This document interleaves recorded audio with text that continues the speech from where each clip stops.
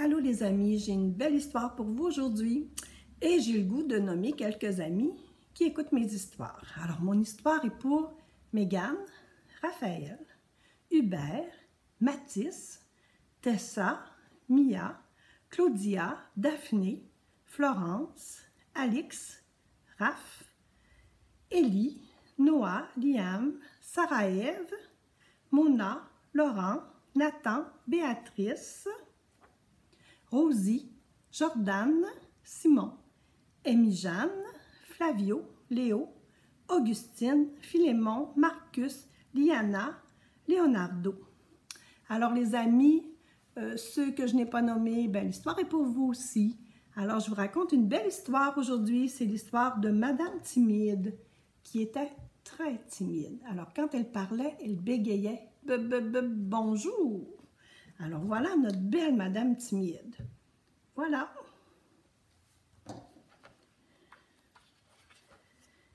Pauvre Madame Timide. Elle était incroyablement, désespérément timide. Est-ce que vous connaissez des personnes qui sont timides? Oui, hein? Tout le monde, on a des amis qui sont très timides. Elle vivait isolée, dans une petite maison bien cachée et éloignée des autres maisons. Avant de quitter sa maison, elle ouvrait la porte et vérifiait toujours que personne ne la voyait et que la route était complètement déserte. Assurément, personne au monde n'était aussi timide que Madame Timide. C'est du moins ce qu'elle croyait. Alors regardez là notre belle Madame Timide. Elle vérifie s'il y a des gens sur la route. À ton avis, que fait Madame Timide là devant son miroir? Elle est devant son miroir. S'assure-t-elle qu'elle n'est pas rouge de timidité, rouge comme une pivoine? Pas du tout. Madame Timide fait des exercices recommandés par « Je suis timide et je ne veux pas le réciter ». C'est un livre qu'elle a lu, qu'elle a acheté. Alors, quand personne ne la regarde, elle fait ses exercices. En effet, Madame Timide en avait assez d'être aussi timide. Figure-toi que lorsque le facteur lui apportait son courrier, elle allait se cacher. Pauvre petite Madame Timide. Ce jour-là, un cirque s'était installé sur la place du village. Madame Timide aurait bien aimé aller voir le cirque. Mais elle était si timide qu'à la pensée de se retrouver parmi tous les spectateurs, elle n'osait même pas s'acheter un billet. Bien entendu, Madame Timide n'alla pas au cirque, c'est dommage, hein? C'était une belle activité. Vite! Un ticket?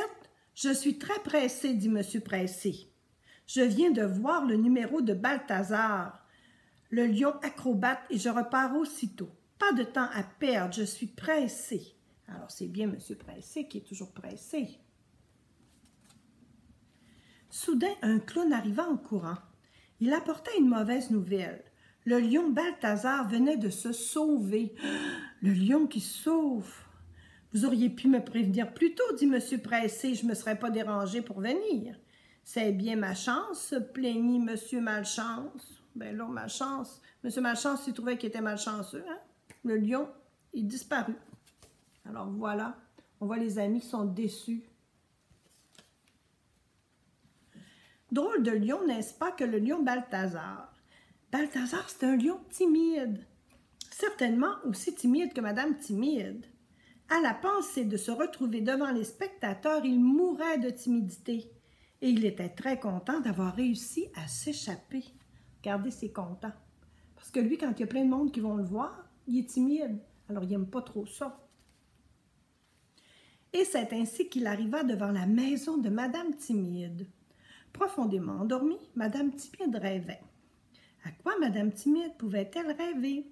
Elle rêvait qu'elle n'était plus timide. Bravo, tu vas trouver, mon ami. Regardez là. Puis là, on voit le lion qui regarde par la fenêtre. Au secours, à moi! Réveillée par ces cris, Madame Timide sauta de son lit et se précipita vers la porte de sa maison. Le facteur avait laissé une lettre puis était reparti aussi vite. Mon Dieu, l'aurais-je effrayé, se demanda Madame Timide. Bien entendu, toi, tu sais qu'elle se trompe, hein? Tu sais pourquoi le facteur a eu aussi peur. Pourquoi vous pensez? Madame Timide avait tellement hâte de savoir qui lui écrivait qu'elle laissa sa porte ouverte. Et Balthazar, le lion, se glissa dans sa maison.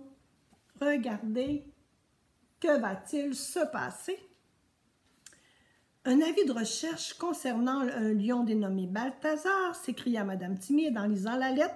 Un lion inoffensif et en plus très timide. L'obliger à jouer en public, elle se dit, hein, franchement, il ne faudrait pas qu'il l'oblige de jouer en public s'il est aussi timide. Pas étonnant qu'il se soit sauvé. Ah, il paraît qu'il est coiffé d'une fleur.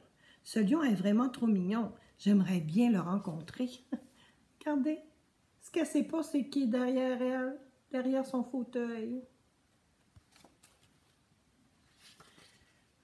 Alors, on entend des ronrons. Madame Timide se retourna et le lion était là, juste à côté d'elle. Le premier moment d'émotion passé, elle se souvint que Balthazar n'était pas dangereux. L'avis de recherche mentionnait même qu'il était très timide. Plus timide qu'elle, sait-on jamais. Car ils vont devenir des amis, je pense. Madame Timide qui va avoir un ami lion, c'est spécial. Madame Timide lui proposa de venir manger dans sa cuisine. Et le lion rassuré accepta avec grand plaisir. Envoler la timidité de Balthazar. Hein, avec Madame Timide, il n'était pas du tout timide.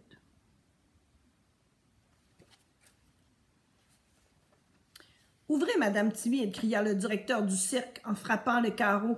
« Le facteur m'a dit qu'il avait aperçu mon lion Balthazar devant votre maison. »« Ne t'inquiète pas, je suis avec toi, » dit Madame Timide à son protégé le lion. On regarde le lion, il est triste, hein? Parce que c'est le directeur du cirque qui vient le chercher.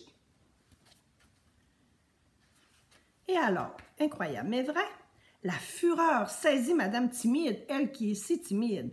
Elle ouvrit grand sa porte et se fâcha contre le directeur du cirque. « Comment avez-vous le cœur de garder Balthazar en cage et de l'exhiber en spectacle alors qu'il est si timide? » cria-t-elle au directeur du cirque. « Il n'y retournera jamais. » Elle avait oublié toute sa timidité pour défendre son ami. Quel courage! Plus de lions en captivité.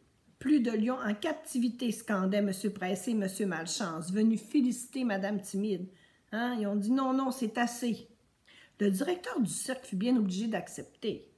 En fait, si Mme Timide est guérie de sa timidité, regarde, les amis ont sauvé le lion. Elle ne pourra plus s'appeler Madame Timide, n'est-ce pas? Mais toute la question est justement de savoir si Madame Timide ne sera plus jamais timide. On ne le sait pas. Peut-être qu'elle sera encore un petit peu timide, mais sûrement moins parce qu'elle a été très courageuse. Alors voilà les amis, c'était la belle histoire de Madame Timide. Voilà. Alors je vous dis bye bye, je vous dis bonne nuit si c'est l'heure du dodo et je vous donne plein de bisous.